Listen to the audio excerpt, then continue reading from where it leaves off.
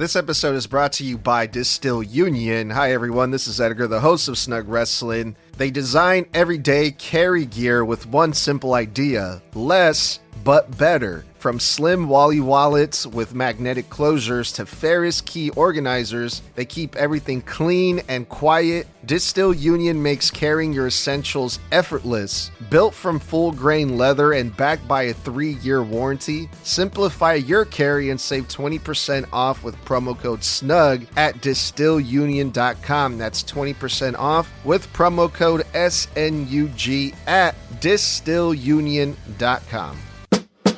Hey, this is your Olympic hero, Kurt Angle, and you're listening to Snug Wrestling. Oh, it's true. It's damn true. What is up, folks? Welcome to another episode of Snug Wrestling here live on YouTube, Twitter, or X, whatever you want to call it, and Facebook Live for the Monday Night Raw post-show review. This show is actually in loving memory of Jim Shank, who happens to be a 26-year veteran with WWE in their backstage technical production, and he lost his battle with colorectal cancer. Last year, WWE family had even wound up raising over $200,000 in a GoFundMe for him, with Vince McMahon even donating $122,000 to his treatment. But unfortunately, on the 6th of February, 2026, he lost his battle with cancer and has since passed away. So rest in peace to Jim Shank. This episode of Raw was an interesting one, and I don't mean interesting as in it was entertaining. It was a middling show at best. I think that's fair to say. With 4 matches, one match you could barely call a match, but we'll get into, and a lot of different segments with some high points. But we kick off the show by finding out that Braun Breaker is in fact on the shelf for 4 to 6 weeks or indefinitely, because during a workout at some point, at least they're saying it was during a workout in story, he wound up giving himself a hernia that required major surgery. Of course, the Wrestling News did report that this was a legitimate injury. He did legitimately have to go in for surgery. And it's speculated in the news that he actually had the injury further back than just last weekend, hence why he was taken out of the Royal Rumble early and why we haven't seen him with in-ring competition for at least 2 to 3 weeks. So get well, Braun Breaker. We hope to see you back for Mania season. The current plans in the Wrestling News state that the main match on the card for Braun Breaker at Mania is Seth Rollins. According to the Wrestling Reports, Seth Rollins will be back in time for WrestleMania 42. But we're kicking off the show with Becky Lynch and AJ Lee. But before we get into that, gentlemen, how are you guys doing today? And what are your thoughts on Braun Breaker's hernia? Dude, I'm feeling good when it comes to the whole cancer portion. The only thing I can truly say is fuck cancer, plain and simple. That's something that we can all agree on, which is fuck cancer. Needs to go. But when it comes to Braun Breaker, that legitimately, I saw reports going on. I watched a clip from Santi's app of him going right in the middle of the damn Super Bowl is when he starts getting all of these reports about Braun Breaker. So it's going to be very interesting to see how long he's out for, since 4 to 6 weeks, maybe indefinitely. We don't know. Odds are he's absolutely missing the chamber, unfortunately, because Braun Breaker in that chamber would have been so fucking good. But here we are, which means when Seth comes back, that's going to be the biggest thing for him thought process-wise, is how to deal with Seth Rollins. Yeah, I'm doing pretty good, man. I mean, up until I heard about this whole fucking surgery, man, which sucks because it feels like we spent the entire last year, the entire year, building up Braun Breaker for this WrestleMania that's coming up in 2 months, and then right before WrestleMania, he gets hurt, he gets injured. I'm having a hard time believing this, man, because what fucking shit luck is this, bro? Like, he was gonna get a major spot in this WrestleMania, is what the impression was, with everything that's been happening with Braun Breaker and CM Punk and Seth Rollins, and he was supposed to be. This was supposed to be his year, is what it felt like, and then out of nowhere, he's got a hernia injury, surgery, whatever, which takes about 46 weeks. And now I'm like, what the fuck, man? Like, what is gonna happen now? I don't know, man, but I'm a little worried about WrestleMania and also Braun Breaker's push, if I'm being honest. But we'll see what happens with Braun Breaker. Yeah, as far as the show goes, I'm not gonna lie, this episode of Monday Night Raw kind of sucked for me. But let's get into it. Yeah, man. My brother and my best friend have both had hernia surgeries, and they actually had hernia surgery, ironically, within 2 months of each other. My brother actually had 3 that he had to have removed at one time, or they had to go in and put the mesh like bags around them. And then my best friend wound up getting 1, and they weren't fun. You know, my brother couldn't even lift. He wasn't even allowed to hold his son, who was only around 2 at the time. He wasn't even allowed to hold him for several weeks. So, you know, you can't even hold a child. You can't work out. You can't do impact testing. You can't. I mean, we got to hope that he's cleared in time for the Mania. And I agree with you. I'm worried for his push, man, because you get hurt like this when you're on a big push. Historically, WWE gets scared that you become prone to these types, and they wind up taking the gas off you a little bit. So, with that being said, get well soon, Braun Breaker, and heal up nicely. We'd love to have you back. You're doing great, brother. We open up with Becky Lynch and AJ Lee. Now, this originally started because Becky Lynch came out and she was very angry. She came out because she felt like she needed to remind people, oh, I'm the IC champ for the women's division. I'm better than Maxine. You people need to remember who I am. And she had some kind of an interrupted by AJ Lee, who skips down to the ring and basically taunts and trolls and rage baits Becky Lynch into giving her an Intercontinental Championship match at Elimination Chamber. Now, why I like the fact that they're doing this is because we all thought Becky Lynch was facing AJ at Mania, and they could have a rematch there.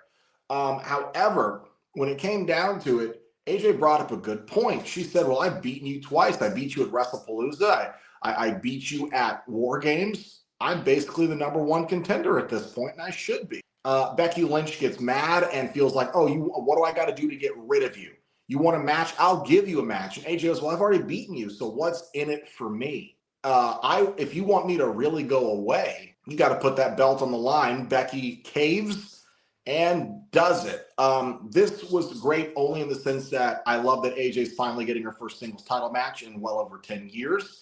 And I like that AJ used actual continuity and real story beats we've had since she's come back to set this match up. It's not just, oh, I'm Nikki Bella, I get a match. It's, no, I've beaten you in 2 separate matches, and I have gotten involved in other things in your career thus far in the last 6 months. Therefore, I am now the #1 contender, and it makes sense. However, I will say this segment set a precedent for a lot of the show. It was very long in the tooth, meaning that it drug on longer than it needed to, as did a lot of segments tonight. But I really want to say this drug on Becky Lynch's part, personally. She was hamming it up, stuttering to the umpteenth degree, trying to overreact that taken aback and angry and manic and mental breakdown thing she was doing. And she went for it about 3 times and it was too fucking long-winded. And it took too long for us to set this match up, in my opinion, for the opener. So glad AJ's got the match, but what did you guys think of the? You expected anything less from Becky Lynch? Really? Like, you have said time and time and time again before you realized, wait, she's Donald Trump in a fucking nutshell, that she is one massive manic puppet. That is literally her entire thing, is going, like, going over the top with everything. Literally everything she does is over the top completely, to the point where she is not just Trump, because there's the whole, I've got the best lawyers, best this, best that, best top shelves, all of that shit, best mama's ass. But plain and simple, she's also this massive muppet. She is turned into the female version of Kermit the Frog, only worse. That is what she is turned into. And boy, am I happy that AJ Lee has found her way back. Because that, it's been quite a bit since the last time we saw her. So I am so happy that she is back, and we are getting the title match that we all wanted to happen. Yeah, I think we pretty much expected this to go down this way with AJ Lee and Becky Lynch facing each other. I think, but I guess I expected it to happen at WrestleMania, but it sounds like it's happening at the Chamber, right? Because they're in Chicago, which is fine, And yeah, AJ Lee is getting her first title shot, but also her first singles match. And it just happens to be a title shot, which is also crazy because I felt like, okay, cool, AJ Lee is back, but we haven't really seen her a whole lot. And then we see Becky's overreaction, which, by the way, I thought it was one of the most entertaining things on this whole entire show, which says a lot. It tells you how pretty boring most of the show was for the most part. That the most entertaining thing, at least for me, was this opening segment with Becky and AJ Lee. So okay, I didn't really expect Becky's reaction this way because I'm like, okay, AJ Lee hasn't even been on TV for that long, that for you to react this way, right? And then AJ Lee reminded everyone, oh wait, I beat you in the mixed tag team match at WrestlePalooza. I beat you at War Games, and I cost you the Intercontinental Championship. So then, oh, okay, so this does maybe warrant Becky Lynch's overly dramatic overreaction, right? Okay. So that's what got me behind this whole thing. And now I do want to see this match. I want to see AJ Lee versus Becky Lynch. So I got to say, I really enjoyed this opening segment, surprisingly. Yeah, it actually did work. They had the groundwork in there. If I remember correctly, WrestlePalooza, AJ made Becky tap. I also believe at War Games, AJ won that match for their team by making Becky tap. She caused her to lose the IC championship to Maxine, someone else who has also made her tap. So, in my opinion, her over-involvement with Becky, with 2 on-the-books wins against a champion, in my opinion, beating a champion once constitutes you to be a number. You beat her twice, absolutely. But this was a decent opener, if not a little long-winded. Let's move on to the first match of the night, the Usos versus Alpha Academy in a tag team championship match set up from 2 weeks ago, I believe it was, when Alpha Academy beat 3 other teams to get this actual number 1 contendership match for the Usos Tag Championships. Now, this match for me, really solid opener, very fun. I can tell that they are doing a slight repackage of Alpha Academy. They actually said on their entrance, Corey Graves said, this is the first time we've seen this version, in his own words, this version of Alpha Academy in this type of title tag situation. And I noticed that not only did Alpha Academy have new gear, they came out much more serious, still with a little bit of that fun energy to them, but they entered more serious. They have a new pose. They had new merch. They seem more intense, and they took 90% of this match. The Usos were on defense for the majority of this actual bout. And one thing I loved is commentary put over Akira Tozawa a lot, mentioning that he was a massive deal before he came to WWE, mentioning that he had won multiple championships in different promotions, including majorly in Japan before WWE. In fact, they used to call him, I believe, the Stamina Machine, is what he said on comments, because he was known on the Indies for basically being able to have longer matches and outlast anybody because he's got insane stamina and cardio. This match, Akira looked great, hitting about 4 different suicide dives consecutively. Otis was powerhousing the shit out of Jimmy Uso. We saw during one of the suicide dives that looked like Akira Tozawa's head came to his face and busted his mouth open. They had a very competitive match, although, again, the Alpha Academy took 90% of the offense and really did they did get the win with what was a really cool stereo spear I haven't seen them do before, and then hitting the 1D on Otis for the victory with a great show of respect and sportsmanship after the match between both teams, even putting them over in the post-match interview. And speaking of the post-match interview, I thought this was interesting. Jimmy said that the other thing they need to focus on is Jay needs to win a qualifier. He wants Jay to go into the chamber, win the chamber, go to Mania, and become main event Jay Uso again, which I thought was interesting because, Jimmy, why don't you try to get into a qualifier? Why don't you try to get in that singles main event? And it kind of tells me that WWE and Jimmy both know he'll always be an upper mid-card guy. So they're using his brother to put him over to go back and try to win in the main event of WrestleMania again. So, guys, what did you think of the match? And what did you think of the comments by Jimmy towards Jay after? The match itself, I absolutely loved. The Alpha Academy are usually the team that everybody just looks over completely. That everyone just forgets are there, doesn't think they're into it, doesn't think they're intimidating at all, doesn't think there's a chance in hell for them to become tag team champions again. And boy, did they prove that to be wrong on so many levels. They basically pushed themselves completely, giving the Usos quite a bit of a fight the entire match. Like you said, they had a good 90% of this match going completely. Tozawa, holy crap. Hey, Snug, do you see what we mean when it comes to Tozawa now? Do you see what we mean with how good this man actually is? He proved that tonight on how good he is. He showed that off. When it comes to the interview afterwards, there's also one thing that I believe that's going on with Jimmy. And I think that WWE has realized that even with like world title stuff, that's going to end up being Jay's thing, especially with the fact that Jimmy has something else on his mind too, constantly. Right now, he's also got Naomi and the kid on the way on his mind completely. So that may be another reason why he's told Jay to go after it instead of him going after it. Well, Tommy.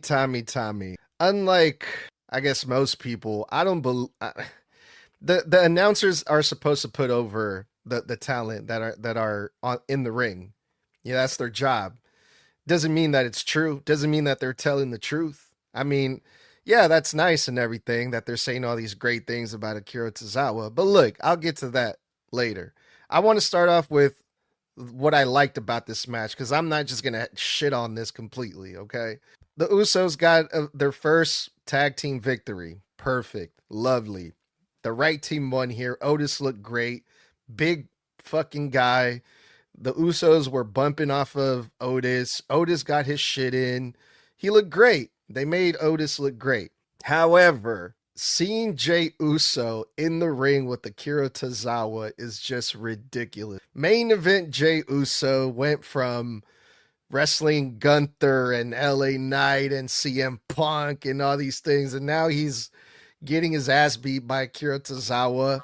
Yes, he's a great athlete. I don't take that away from him, but it just looks ridiculous to me. And not only because of the way it looks, but also the way that he's been presented, Akira Tozawa, as, you know, a comedy gimmick, as a joke and everything. I'm not just going to be like, take this guy seriously just because the announcers are putting him over on commentary the last 2 weeks. So, well, it's also a slight repackage. I'm not done, Blood. Sorry, I'm not done. And so that part I didn't like. And yeah, the whole thing about the Usos, or Jimmy Uso telling Jay, hey, you should go for, the Elimination Chamber. I agree that, yeah, what about you, Jimmy? Why don't you go for it? I would like to see Jimmy get a crack at it. And my first thought after seeing this match was, I don't think Jey Uso is going to win an Elimination Chamber anytime soon if he just got his ass handed to by Akira. Well, look, again, here's the thing. It's also, like I mentioned, a slight repackaging of Alpha Academy. They came out more serious. They came out with a new look. They were more serious in this match. They didn't job out here. This was a competitive match that they almost won. And I'd also like to remind you, your point about well, Jey Uso was in there with the Gunthers and this. Let's not forget, Akira Tozawa got some pretty fucking serious offense in on Gunther a year ago when Gunther was still feuding with Jey for the World Heavyweight Championship. Gunther faced Otis and Akira Tozawa on 2 separate occasions, and Akira gave Gunther some work. Otis beat the shit out of him until Gunther got the better hand. So it's not like these guys are fodder. They almost fucking put Gunther under. And not to mention, people thought the same thing about Chad Gable, who used to be Shorty G, a comedy character booked into hell by Vince for 3 years, who then became the first guy on the main roster to beat Gunther on Monday Night Raw. So keep in mind, history has shown it doesn't matter if you're a main event or not. If you go into a match and you underestimate the person across the ring from you, you're going to get your ass kicked. And there's one thing that Jay said when that interview started. He said, "Hold up, before we go, Alpha Academy, I see you. Y'all are one of the best tag teams in the game. Much respect." That tells me that when they went into this match, the Usos underestimated Alpha Academy and they almost lost. So I think this new edged Alpha Academy, I like it. You guys can keep the entertaining stuff, but this was a step in the right direction for rehabilitating their characters into a more seriously taken team in the Monday Night Raw tag team. All right, gentlemen, moving on to what I thought was the biggest waste of time on this show.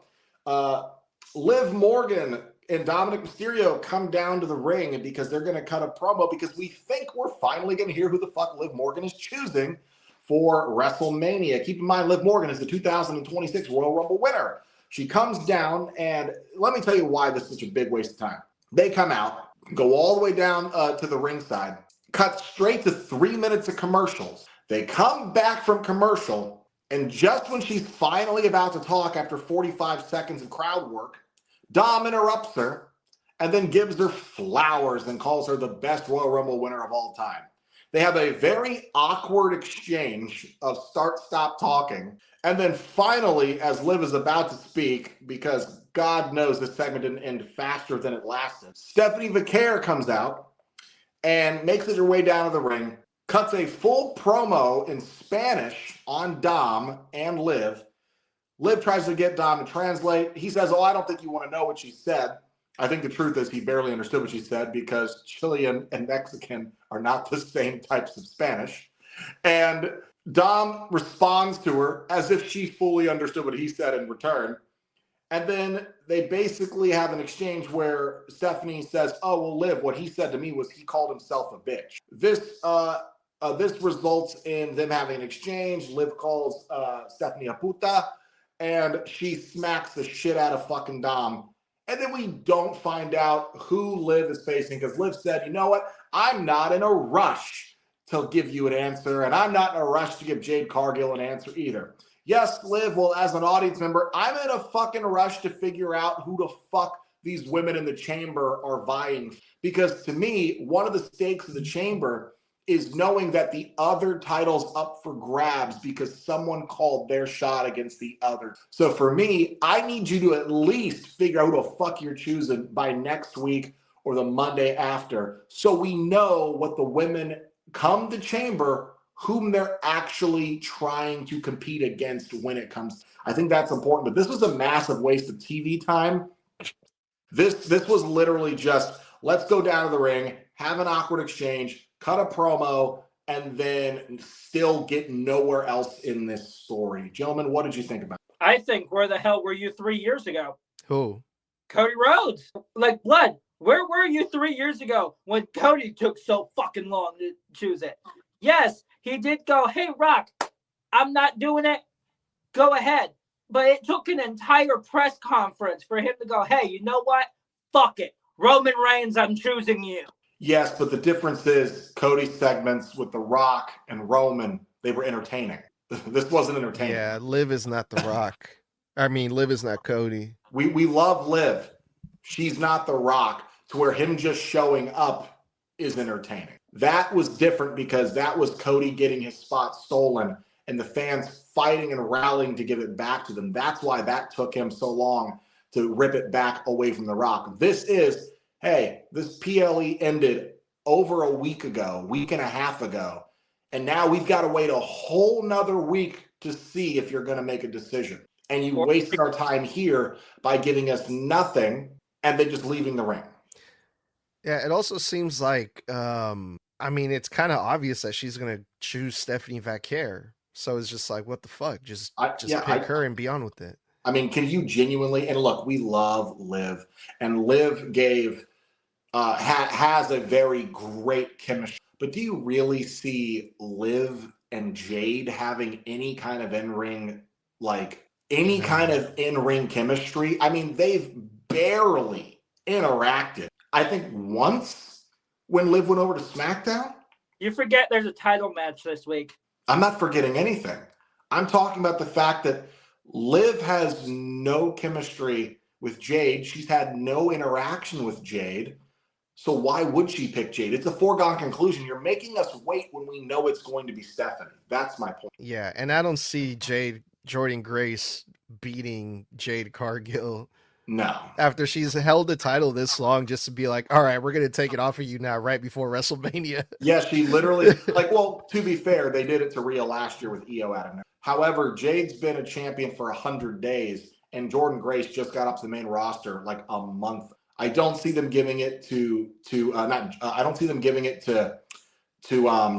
Grace because she just got here and the crowd's still getting to know her on the main roster. It makes no sense to swap the title right now. But I don't know. It's just, you're spinning our wheels, WWE. We know it's Stephanie. You know it's Stephanie. It'll probably end up in a triple threat with Raquel involved in my assertion. That's what I'm assuming is going to happen. That's what it feels like with the further cracks, the Judgment Day happening. But at the end of the day, any other thoughts on this, guys? Yeah, let's let Tommy finish. So my main thing on this is, yes, it was boring as all hell. Yes, 90% of it, I couldn't even understand. I know zero Spanish whatsoever. So whatever the hell Stephanie Vaquer said, I don't know. Whatever the hell Dom said, I definitely don't know. But my theory is that she said something along the lines of, if you wanted this title, you should have left Raquel for it, or something like that. No.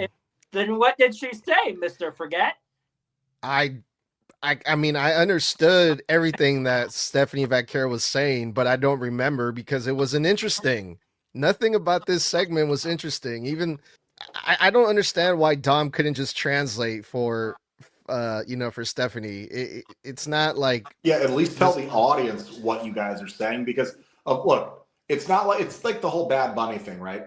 It's different, right? Everybody was mad that he was doing the Super Bowl in Spanish, but that's music. Music is universal, okay? You don't need to understand what someone's saying to vibe with the music and what you're feeling when the music comes on.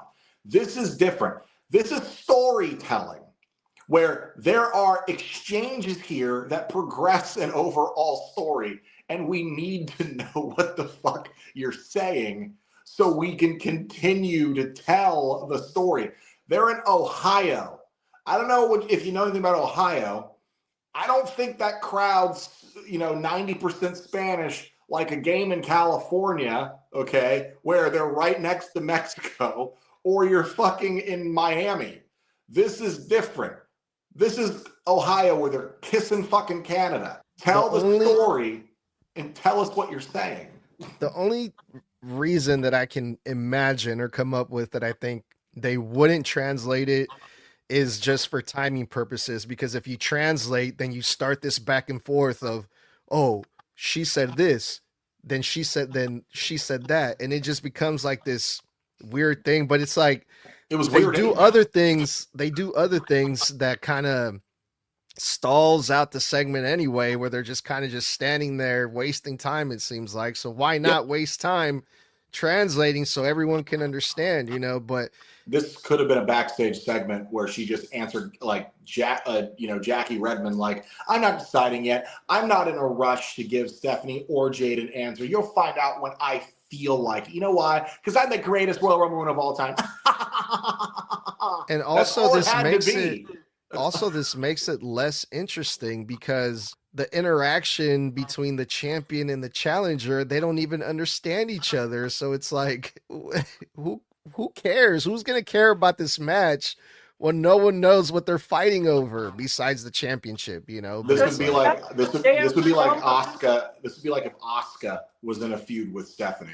This Japanese woman having to try to understand this Chilean woman's Spanish and vice versa. And they've got 2 months of promo to build this match, and no one's gonna know what the fuck anyone's saying. And that's the worst part about this. You guys cannot drag this. You have to understand, this is what I said last week. The gap between Chamber and Mania is a month and a half. How long are you gonna drag this out?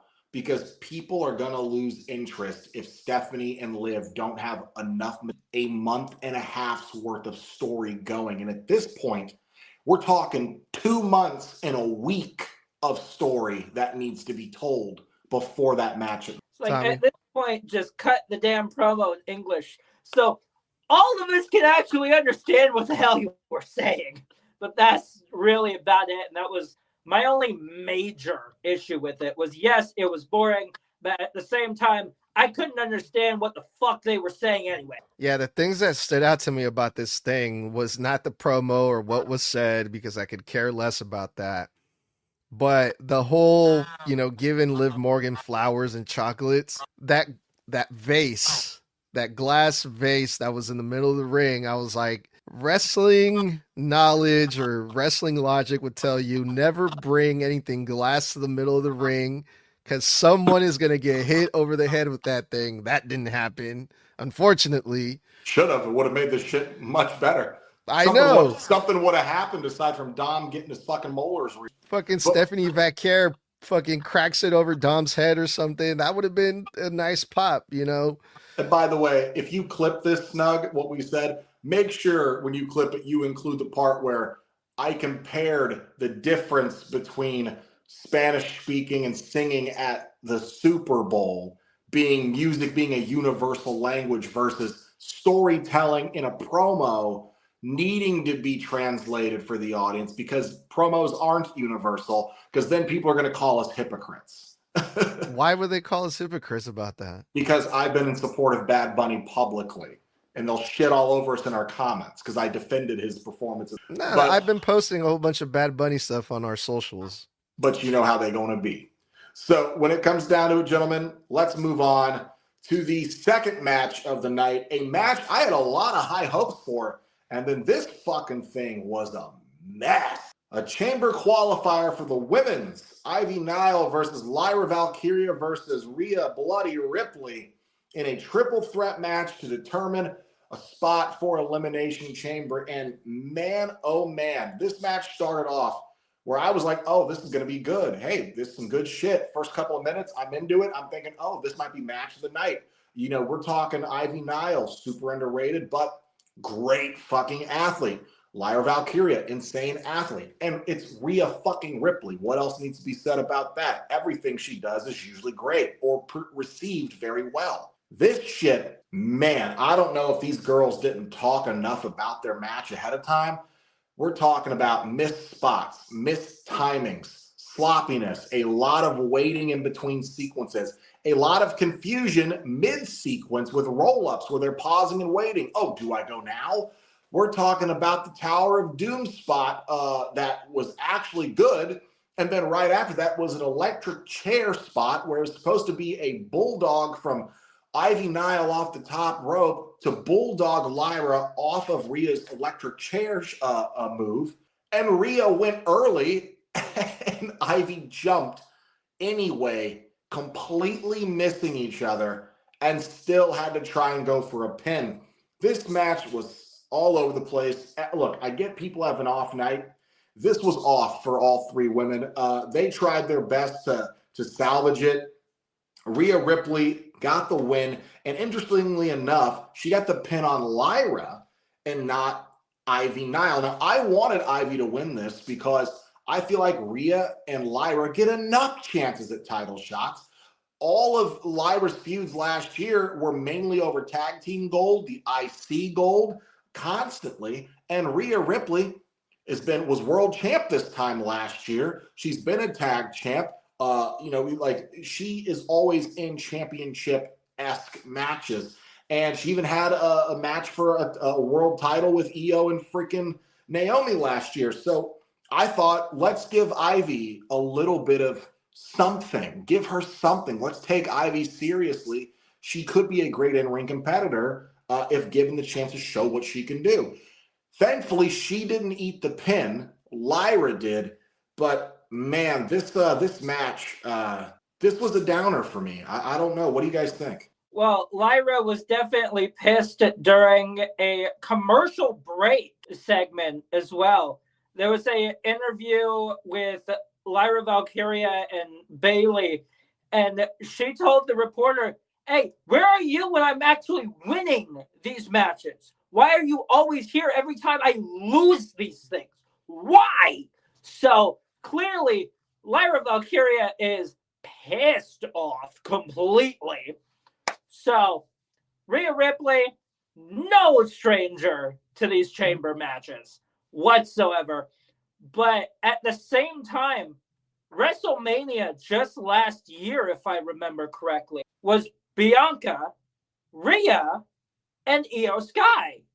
That's another fucking title shot that she had literally less than a year ago. Almost a year ago. Like 10 months ago, she had this. So I do completely agree that, yeah, she's had enough title shots, which is why I'm thinking she doesn't win the elimination, because she's already tag champ. She does not need another shot at the world title whatsoever, or at a world title, at least for a minute until her and Io. So I don't think she's winning the Elimination Chamber here in like 3 weeks. Damn, Tommy doing predictions already, huh? All right. Yeah, man. This is one of the reasons why I don't really like these types of matches a whole lot. And it seems like we're going to get a shit ton more of these, unfortunately. Even as much as Corey Graves wants to put this over, like, oh, if this is the type of match that we're going to be getting, oh, just imagine how crazy it's going to get. Yeah. If these are the type of matches we're going to be getting, this is exactly why I don't want to watch them, because it just seemed like it was just back and forth of just mistakes over mistakes. And I mean, not everyone can have a perfect night every night, right? These women are all trained professionals, and tonight just was not their night. That's what I'm gonna assume, because this match was brutal. I actually like Lyra, and I kind of liked her a little bit more after the Unreal documentary. We kind of saw a different side of her that made her more, I guess, likable to me. So I was kind of rooting for Lyra on this one. But I mean, it's Rhea Ripley. Out of these three women, Rhea is the obvious one to go over here.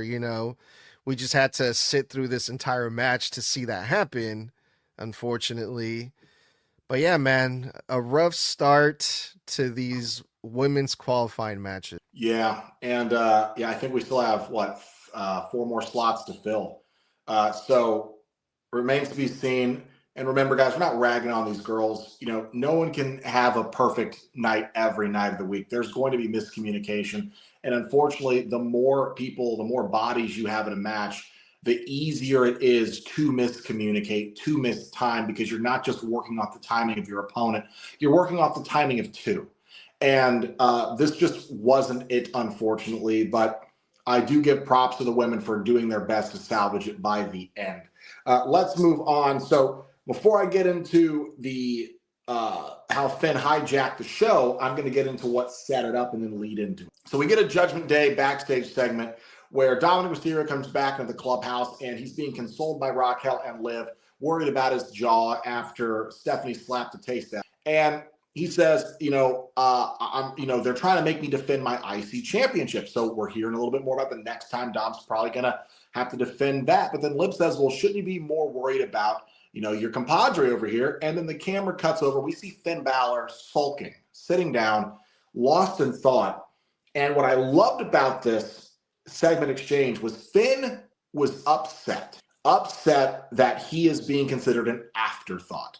And Dominic genuinely actually tried to talk to him and make him feel better. This is something I liked. It wasn't Dom just being, the lying, the cheating, the stealing, the underhanded, conniving guy. He was in this moment just trying to be a friend, talking to his friend. And I liked that moment between them. But Finn took it the wrong way after Dom said, well, when JD's back and he's healed up, you guys can go for tag gold. And that's what sparked Finn. And Finn treated that like an insult. No, you don't understand. I'm not done with Punk. I'm going to be world champion. I'm not going to be an afterthought. And he gets up and storms off. And at the end, we hear Dom say, but you're not an afterthought. After Finn literally says, I thought you're supposed to be my friend. We're supposed to be a family. And Dom looked brokenhearted and said, but we are. And I thought that was a really nice story touch in what is ultimately leading to the breakup of the Judgment Day. I loved this moment. But what this leads to is supposed to be an in-ring segment where Michael Cole's going to interview the World Heavyweight Champion, CM Punk. And unfortunately, Finn, directly after commercial break, hijacks the mic from Michael Cole and starts goading Punk, saying he's done being an afterthought. He's done sitting on the sidelines. He was the first Universal Champion. The last time he had a shot at the biggest title he could get, it was Roman Reigns, and he won't play second fiddle to Roman again. When he had him beat in the ring the first time, 1, 2, 3, and the only thing that saved Roman was the faulty top turnbuckle. This prompts CM Punk to come out, and boy, was he looking for blood. In his own words, he wanted a pound of flesh. Adam Pearce tries to stop it, tries to stop Punk from accepting the challenge at Elimination Chamber for the World Heavyweight Championship. And this also led to Punk accepting Finn's challenge. So we are getting this at Elimination Chamber. I cannot wait for this. Michael Cole tries to ask Punk after, why would you do this? Why would you risk the main event of WrestleMania? And Punk said, there's no risk without reward. I am going to be what these people need, a fighting champion week in and week out. I will be what I always said I am, the best in the world. Gentlemen, I loved this promo. I loved this segment back to back. In my opinion, these two segments combined were the best part of this entire show. Your thoughts? Completely agree on that. Holy shit. Punk did not hold back whatsoever. Once again, my brain called it before the show even started. I never said it here, but I was always thinking it. With it being in Chicago, we were either getting CM Punk, AJ Lee, or both of them. And boys, we are getting both AJ Lee and CM Punk, both in title matches at the Elimination Chamber in Chicago. So, what a lineup already. We've got 2 Elimination Chambers plus 2 Chicagoans in there. Let's do this shit. But Balor, he has been tossed to the side. He truly has. As much as, he did basically just have the world title shot in his home country. But at the same time, as he said, he was the first Universal Champion, had to relinquish it next day because he was injured, and then hasn't held a world title since. He's had a crap ton of opportunity for world titles, but not once has he held one since that Universal title run of less than a day, unfortunately. So, I'm actually hyped for this match. Punk, go get him, bro. Show him what Chicago does to people like that. Just show them how Chicago deals with their problems, especially when it comes to shit that we have that's ours. I am so glad that they're doing this with Finn Balor. The way that they're using him, I think it's amazing because, Tommy, he has had a few chances, but he hasn't held it, the Universal Championship, the World Heavyweight Championship, in years. Do I believe he's actually going to hold it again? Yes. Do I think it's going to be at Elimination Chamber? Not really, but at least they are keeping Finn Balor in that title picture. By doing these little things of this goes back to last week when CM Punk mentioned Finn Balor while he was in the ring with Roman Reigns. He just walks right past Roman and sends Finn Balor a message. And you have that image of Roman Reigns looking back at the camera like, what the fuck? So it's all connected. This week, Finn Balor shows up in the backstage segment with Dom, and then he hijacks the show. I want you, Punk, and he reminds everyone I was the one that injured CM Punk. And now Roman Reigns is going to try to take advantage of my kill. No, no, no.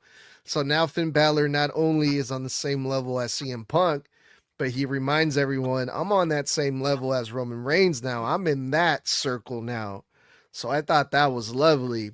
And yeah, man, CM Punk, he wants to get his hands on Finn. He's a fighting champion. It's his hometown. And what better way? Hey, I beat you in your hometown, Finn. Now let's do it in my hometown. Just everything about this is just perfectly. What I really loved about this too, one thing that Punk said that I thought really fucking put Finn over was he said, Finn, you think you're an afterthought? No, you're the first thought. You're the first priority. I'm getting my pound of flesh from you. I thought that was great because it told me that the world heavyweight champion, the most over guy on the brand, one of the faces of the company and a champion in that right, and basically the head of the main event, sat there and told Finn Balor, hey, you are on the top of my hit list. I am acknowledging you as a major problem for me, one that I intend to solve, one that you have infuriated me and taken me to my absolute mental limit, that I plan on exacting revenge for that very fact at Elimination Chamber. And I love that because it meant that Finn is being brought back up to that main event status. He is being taken seriously because nothing says being taken seriously by the company than having the fucking champion of the main brand call you out and beg for the opportunity from the general manager to give him a chance to put his own title on the line against you. I thought that was great. You're not begging for a title, Finn. The champion demanded that you get the match. And that right there was a great piece of business. Yeah, and also I'd like to add too that Finn Balor did not look like the goofy one, because he was like, yeah, I'm going to fight you. I want to fight you, but I'm not going to do it here in Cleveland. The only way I'll fight you, Punk, is you put that championship on the line. And I thought, yes, smart. It's just everything about this just made perfect sense. There was one question that I had about the backstage segment portion of it. Where the hell was Roxanne? Because we didn't see Roxanne at all tonight. Yeah, but you know what? Saying. Raquel was back there, Dom, Finn, and Liv. Roxanne Perez was nowhere to be seen in that clubhouse. What? She might have just had a personal thing this week or something. I mean, honestly, nothing on this show needed Roxanne anyway. So yeah, she wasn't going to even have her. Yeah, why waste the plane ticket? But I do want to point out one more thing about that backstage segment. It's probably nothing, but it just sticking out to me so much was the fact that Raquel Rodriguez was wearing the Hot Girls Love Dominic shirt. I don't know why that was sticking out to me. Probably doesn't mean anything, but you never know. I don't know, man. I would say that I'm a little annoyed we didn't get anything out of Raquel this week, considering it was Liv and Roxanne's fault that Raquel lost that match last week against Stephanie for the title. I was a little annoyed we didn't hear from Raquel about her being aggravated. She was all happy to be there with Liv, and I just thought that annoyed me. Yeah, and also the way that their tag team match ended on Friday Night SmackDown too was weird. Yeah, because didn't Liv accidentally hit Raquel or vice versa? Raquel accidentally hit Liv. It was one of the two. And But I then just nothing I was brought up again. but I think it's annoying. I'm like, how are you guys gonna have massive moments and matches and spots like that and then not tell us or talk about them? I thought that was dumb, but I digress. Let's move on. I want to keep it brief for this next one. I just want your thoughts, gentlemen, on Adam Pearce having a segment backstage. He had just got Finn Balor out of the building. He's talking to security, and lo and behold, Logan Paul walks up behind him, frame, and then beckons the rest of the division in. And then Heyman gets in Adam Pearce's face, blaming him for the fact that Braun Breaker is out on injury, stating that you got him so mad and so angry that he went home and pumped iron and tried to lift and gave himself a hernia rage lifting. And that's on you. That's your fault. That's a management's responsibility. You did this. And Adam Pearce said, you know what? I know that Braun Breaker, still putting him over, is the future of this company. It's integral that he comes back healthy, and I hope he does. But until then, you guys want in on Chamber Mania? Perfect, because guess what? Austin Theory's got a match tonight in a qualifier. But what was interesting was when they walked away, Logan Paul came back into frame and got in Pierce's face and said, well, because Adam had told him, don't interfere, don't even dare, don't you dare. And it was made as a threat, not a suggestion. And Logan goes, well, if we do interfere, what are you going to do about it? What are you going to do about it? And in that moment, Bronson Reed did something interesting. Bronson got in between Logan and Adam, pushed Logan back out of frame. Adam goes off. And then Bronson Reed says, don't worry about him, Logan. He's not your problem. He's my problem. I thought that was interesting because Bronson Reed is the number 2 to Braun Breaker's number 1 in the division. So if Braun Breaker is out, you got to imagine Bronson's taking the lead now in these upcoming segments for the next several weeks and to see what that means for Bronson's character and his progression towards WrestleMania. What are your thoughts, gentlemen? As much as a lot of people don't want it because they don't think he's ready for it and all of that. Hey, Adam, how about you put them boots back on, boy? Come on. It's like with the Bronson Reed going, don't worry, he's not your problem. He's my problem. It makes me think that they're starting to hint at something. Maybe a reveal of the masked man, but we'll get to that later. But still, like maybe we're getting that. Like I don't think that the masked man is Adam Pearce. That would be a very interesting reveal. But I do not think that the masked man is Adam Pearce. There's just no way. But I digress. Bronson Reed versus Adam Pearce. It'd probably end up with Adam Pearce breaking his ribs over a damn tsunami. But I still would not mind that match at all. I wouldn't mind seeing Adam Pearce in the ring one last time going up against either Braun Breaker or Bronson Reed. I would not want to see Adam Pearce versus Braun Breaker. Adam Pearce versus Bronson Reed, I would prefer to see that match if I had the option between those two. I just don't think that having Braun Breaker get in the ring with the general manager, it would be a good look for Braun Breaker. But hey, that's just me. We've talked about this before. Yeah, it was an interesting backstage segment because it kind of just shows the Vision still not giving a fuck about Adam Pearce and his authority. They're not afraid of Adam Pearce. They're untouchable. They're just running hot shot all over Monday Night Raw, which is cool. I like to see that from a faction like that, a heel faction especially. But yeah, I thought that was weird what Bronson Reed said. He's my problem now. I'm like, what the fuck? Is Bronson Reed a lawyer or something in real life that we don't know about? Is he going to fucking sue Adam Pearce or something? Come after him in the court of law? I don't know. What the fuck did that mean? Who knows, right? But I couldn't help but wonder because we were talking about, what if the match between CM Punk and Roman turns into a triple threat match and they add Braun Breaker, right? And I wouldn't be a fan of that, right? I'd just rather see Roman versus Punk.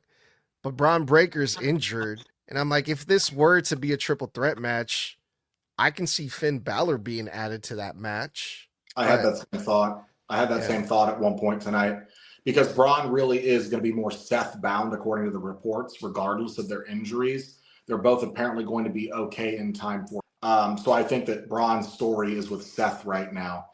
I don't desperately need him to be a world champion this early. I'm okay with him winning it at SummerSlam or somewhere down the line. It doesn't need to be at. But let's move on, guys.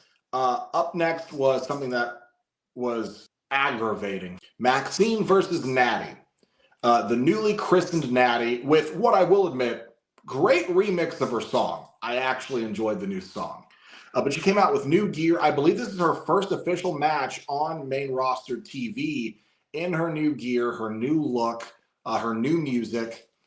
Because so far we've only seen her attack and not actually in a match. So she gets a one-on-one with Maxine. What pissed me off is Natty comes out, they go to commercial break, we come back, and they cut Maxine's entrance. And I thought, wow, guys, way to put a shine on the new girl you've been building up for the last 7 straight months. That's just awesome. Show the crowd at home that her presentation doesn't matter to you. But if you guys had been better at your time management on the show, like cutting out that bullshit with Liv and Stephanie, you might have had more time for her. Someone who was actually going to compete tonight. Well, until the bell rang, and it wasn't much of a competition. Maxine started this match off aggressive.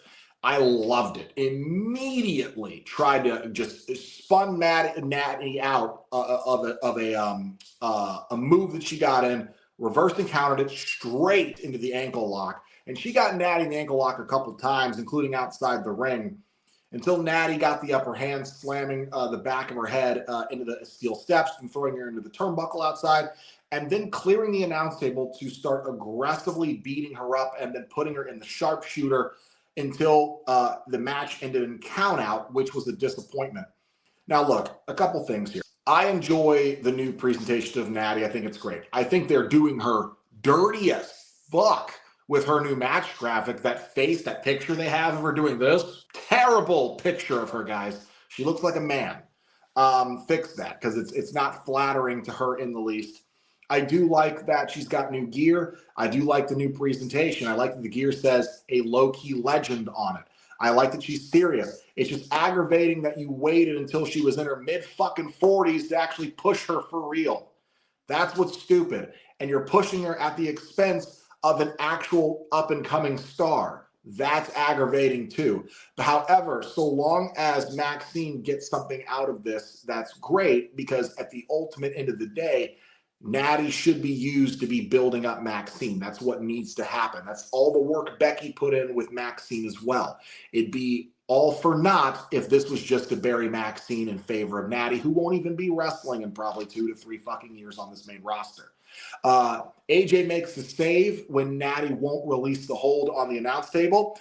As they're walking out, Becky Lynch rears her beautiful head one more time and jumps AJ and then runs off shouting down the ramp. Your thoughts on this, gentlemen? Well, I have a feeling like this might end up being a tag match at some point.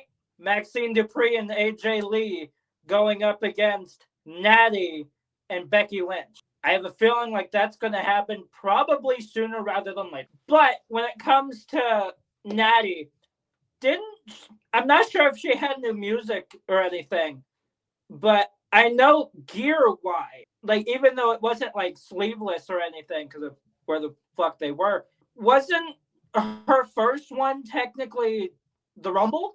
Not with new presentations. She didn't come out with a brand new song at the Rumble. This was a fully new remix track tonight. And I mean, as far as her first in-ring appearance in singles competition, the Rumble is just basically entrances and then, whomping on each other until someone gets thrown over a rope. This was her actual first singles bout, new music, new presentation, new outfit, new attitude, in full with a focus. Okay, so this match, if you can even call it that, this thing was like less than 3 minutes, but still, it's absolutely leading to that tag match probably next week. I would not be surprised on that, but it's got to be something leading up to Chamber where that Intercontinental title match is happening. So That's my guess there on what this is leading to, because that is probably the only reason why this match was a thing, besides the whole thing at Rumble that happened between the two. Yeah, I'm glad it ended the way it did, man. I did not need to see another match with Maxine Dupree. Sorry, even though she's from my hometown, allegedly, Sacramento, California. But no, this was better. Natty got to show that she's fierce and she's mean and she's nasty. Perfect, lovely. But then they mixed it up with AJ Lee and Becky Lynch getting involved, which, yes, Tommy, you're right. This is eventually going to lead into a tag team match. And I get what they're trying to do. They're trying to elevate this storyline. They're trying to elevate Maxine. But in my opinion, what it feels like to me is like they're just watering down what could be a really good feud, a really good match between AJ Lee and Becky Lynch, with this feud of Natty and Maxine that, I'm sorry, but I know I'm not the only one that does not care about this. The only way that I'm going to care about Natty, I'm glad that they're doing this new gimmick with Natty. I've been asking for it. I wanted to see it in the main roster, but they have to put her with someone that she can actually have a good match with, that can show what this gimmick actually is, which is an ass kicker, which is a badass in the ring, which is a technical wrestler, which is like what Tommy, you pointed this out, the type of matches that she can have, that she's been having in GCW and in AAA. She can't have those type of matches with Maxine Dupree. They have to put Natty with someone like Stephanie Vaquer. They can have a fucking banger of a match. I know it, because they both know how to wrestle that lucha style. I've seen Natty do it in Mexico with all the lucha, the lucha girls over there. They have some crazy ass matches. So until then, I'm not really too excited about this whole Natty. But we'll see how this tag team match goes. I don't know. I don't see Natty being able to do her thing in that tag team match either. But we'll see. I'll keep. All right. Up next is the second to last match, Los Americanos, that being Rayo and Bravo versus Javon Evans and a mystery partner who turned out to be El Grande Americanos, Chad Gable, the original El Grande Americano. Now, this match went on, and it looks to me like Chad Gable is now a babyface. Okay, he's wrestling face style as El Grande, and now I know that over in AAA he's getting more of a heel reaction versus Ludwig's El Grande, because Ludwig is basically a massive over face over there. But in main roster TV and WWE, looks like the roles are reversed the way they're technically supposed to be, where Chad is the face, Ludwig is the heel. Javon showed off here. These guys had a great match. I'd say decent match. It was back and forth. It was good. It was a nice, safe, fun match. And it was Javon Evans getting an insane OG cutter, timing it with a jump off the top rope from Bravo for the 1, 2, 3. And then after the match, of course, El Grande, the Ludwig El Grande tried to attack them both from behind and unmasked Chad Gable's original El Grande Americano until Chad flipped the table on him, tried to pull off his mask, and Bravo and Rayo pulled Ludwig Kaiser Grande out of the ring. This match was fine. It was fun. It wasn't overly long, didn't overstay its welcome. And it was nice for them to finally acknowledge the El Grande versus El Grande feud on actual main roster TV for once in 2 fucking weeks. So I think this was moving the story in the right direction, but eventually this is going to come to a mask versus mask. What did you guys think about this? Yeah, the way it's going to go is very obvious. Surprisingly, the young OG and the OG Americano, they were one hell of a tag team. Yeah, surprisingly, those two were one hell of a tag team tonight. They worked really, really well tonight. They really did. So, El Grande Americano, the original, and the young OG, I would not mind seeing those two in a tag match again. I really would not, because of how good those two actually are together. Yeah, dude, this was my favorite part of the entire show, if I'm being honest, man.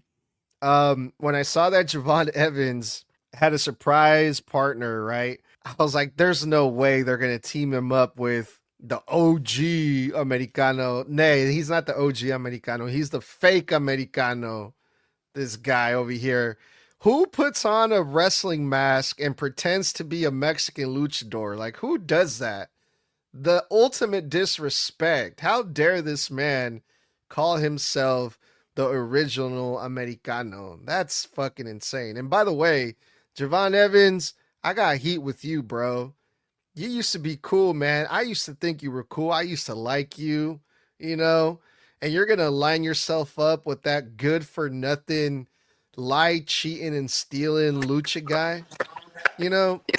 And for all the people in Cleveland that were cheering for this man, this is a man that just 2 days ago beat up another luchador backstage and handcuffed him right before his match. That's the type of guy you guys want to cheer for, Cleveland? Okay.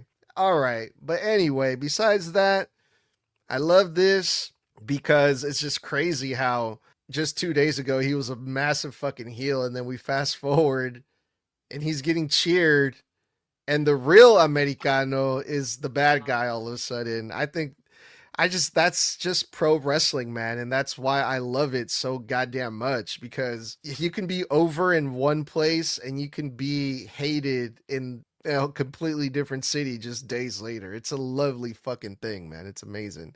The match was dope. Javon Evans hit a one hell of a fucking cutter from the top rope, perfectly executed. Fucking RKO out of nowhere is the feeling that I got. Randy Orton's got to step up his game. He's got to outdo this one by Javon Evans pulled off tonight. This was awesome, man. I loved it. All right, moving on to the main event, the final qualifier for the chamber match for the men's this evening. Penta versus LA Knight versus Austin Theory. Now, this match, I thought it was really good. I'd even call it match of the night, but that's not a very high. When you really think top to bottom of the matches this evening, that's not a high standard. I mean, the opener and this one were the two of the best matches of the night because they had the most substance to them. They had the most story going into them, and they also just had the biggest stakes. When it came down to it, LA Knight and Penta decided to work together to take out Theory, take out their frustrations. Of course, they've both been victims of the Vision over the last few months. Everybody looked great in here. LA and Penta turned on each other. They've got great back and forth. LA took a lot of the control of this match, beating the brakes off these guys, bouncing their head off the announce table 10 or 12 times total, between the both of them. This match went and went. We had some really good spots. Another Tower of Doom spot, by the way. Some really, really good stuff from Penta. That really awesome kind of flip over backbreaker, backstabber he did in the corner. Austin Theory looked great. And of course, when the match is toiling down and it looks like LA Knight is about to win, here comes the Vision. They beat him down. He gets hit with the tsunami. Obviously, you've got Paul Heyman there acting like he had nothing to do with it. I didn't tell him to come out here. This wasn't me. I did what you said. I didn't get involved. I didn't get involved. And of course, just when we think the win is going to go to Austin Theory, out of nowhere, he gets yanked out of the ring by another masked man.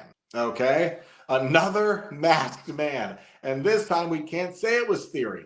We can't say it was Logan. They were both out there. We can't say it was Pierce. He was out there. So, and we know it wasn't Bronson Reed because he was also out there, and that's not his body type. But when it came down to it, now the real question. We know from wrestling reports that Seth Rollins is apparently going to be cleared in time for Mania. Could that actually have been Seth Rollins? Because I'll tell you one thing. This week, that body type, the way those clothes were being worn, the size, looked very different than the person who interfered in the Rumble. First thing I noticed was the way this person landed off the stomp. The way they stood, the way their body moved when they turned around, their mannerism. It felt very Seth Rollins. Very Seth Rollins. And this person that hops the barricade, runs away. Austin Theory, of course, getting left alone after Bronson Reed and Logan Paul chase the masked man out of the arena. Runs into a BFT for the 1, 2, 3, and finally we put some respect on LA Knight, yeah's name, and this man qualifies for the Elimination Chamber. It's about goddamn time they gave this man something. What did you guys think of this main event? It's about damn time LA Knight gets some damn respect, because they have been throwing him to the wolves and out the damn window for like a fucking year now, at least. So, LA Knight, get your ass in the chamber, win that shit. At the moment, with who we know is in there, my pick is Knight. We don't know who the other ones are. But out of the men that are currently there, Knight needs it the most, especially with the fact that he got thrown away when it comes to Money in the Bank. Rumble, he was pretty damn close last year, I'm pretty sure. This year, same thing. Came out in like the 20s, I'm pretty sure. So, LA Knight seriously needs to win something and get his hands on the world title. He absolutely deserves this. When it comes to Rollins, I'm still a little bit iffy on that. Because yes, it did feel like Rollins, but the surgery was not that long ago. That's the biggest thing that's stuck in my head. Wasn't that like he had the surgery before Christmas. Oh, that's right. It's been about, he had surgery roughly 2+ months ago. Wow, yeah, that's true. When it came to that. But if it is Rollins, makes me wonder what in the world's going to be up with Theory, knowing the fact that if that is Rollins underneath that mask, he costed Theory the spot in the elimination. So, is he still a spot in there for Rollins? Is that just a ploy? We don't know. But that's the biggest thing, is the fact that if that is Rollins, he just made a giant mistake costing Theory the spot in the Elimination Chamber, which could have brought him to a world title. Well, again, it's maybe, remember, if he's a sleeper for or a sleeper for Seth, Austin is willing to take the bullet for Seth because he's already willing to play the part by being. The whole goal is to rip them apart from the inside out. He doesn't want to realistically then win the chamber, because then the Vision gets a major spot at WrestleMania. And that puts them in a position they're trying to probably keep the Vision away from. If Austin is in fact working for Seth, his goal is to make it look like he's trying his hardest and getting screwed over. So they can't look two ways at him and go, you're up to something. That's the whole point. He's got to play the part to a T. That means he's got to take some sacrifices to make this work. But one could also say it's someone else. And maybe this whole thing of us thinking it's Seth Rollins is all one red herring, and it's somebody none of us have even thought of yet. And that's another thing I'm excited. What if we're all just completely wrong, period, and it's someone that none of us can think of that have something to do with this story somewhere along the way that we're just... Man, I hope that's not the case, Blood. I would hate to see Austin Theory look like a fucking fool that way. But we've also been seeing Seth Rollins on TV on the NFL ESPN channels and stuff without a brace, moving around. So yeah, I also believe it's Seth Rollins under that mask. It makes the most sense to me, at least. The match itself, I like all three of these guys, man. And LA Knight was the obvious answer to win this one. It makes the most sense. But I'm at the point where I'm over this whole LA Knight thing. Yes, the fans love him. Yes, he gets pops wherever he goes. But Austin Theory's the new shiny toy now. I wanted to see Austin Theory or even Penta. I would love to see Penta in an Elimination Chamber match, because of him being in the WWE for a year and the way that he's been used. And, he had a major spot at Money in the Bank. And, if you put him in the Elimination Chamber, that's just one more thing that Penta can add to his accomplishments as a WWE superstar, which that's always cool to see. But yeah, LA Knight won it. It was another triple threat match. The Vision ran out there again because they don't give a fuck about what anyone says, despite Adam Pearce telling them not to get involved. So it's going to be interesting to see what the consequences are going to be for the Vision, because you know Adam Pearce, he's going to have something to say about that. It took a while to get to the point. I was kind of getting over the match where I was like, okay, can we just get to it? But it was worth the wait. I liked it. Yeah, and also I disagree where I don't think it makes Austin Theory look dumb. He was protected in the finish because remember he was attacked and stomped, then thrown into a BFT. So he was protected because he had already been jumped as well. It's not like he ate it clean. So I think it still keeps him protected in the finish because he got his ass beat before he got finished. No, no, Um, that's not what I meant.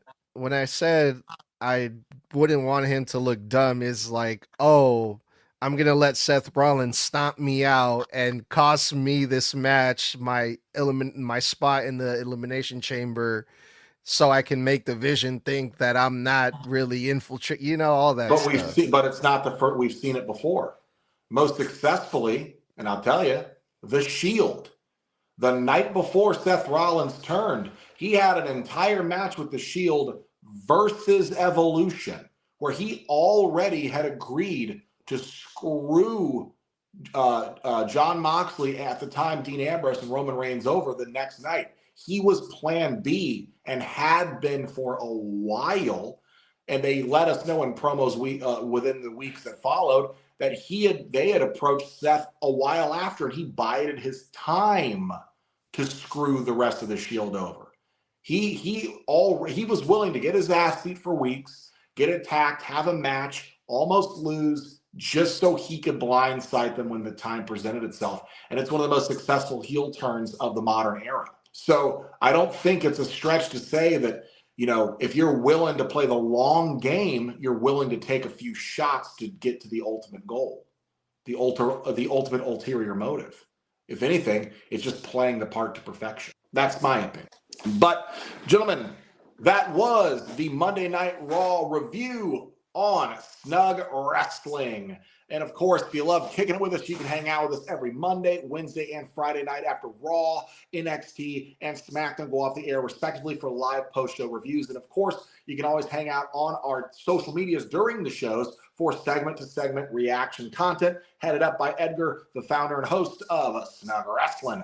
Then you can chill with us every Thursday night at 9 p.m. Eastern, 6 p.m. Pacific, and 8 o'clock Central on TikTok Live, where myself, Mr. Blood, and the head and founder of Snug Wrestling, Edgar, go one-on-one for random and relevant wrestling topics for 1 hour, again, on TikTok Live, where we'll also answer your fan questions live as well. And of course, you can always view our shows while we're doing these shows throughout the week, live on YouTube, Twitter, or X, whatever you want to call it, and Facebook Live. And if you miss them while they're live, that's okay. We have an entire library on Apple and Spotify, and you can follow us over there and catch up on all of our episodes, blood drops, and week-to-week segments. And of course, we've got predictions coming up in 2 Wednesdays for 2026's Elimination Chamber. Guys, thank you so much. Until next time, stay safe, stay savage, and stay snug. And remember to support the podcast by heading over to our tpublic.com/Snug Wrestling to pick up your Snug Wrestling merch, where we've got over 100 designs across tons of different apparel items and merchandise. So again, one time for the one time. Tommy, I said that was 4 letters, one one word. word.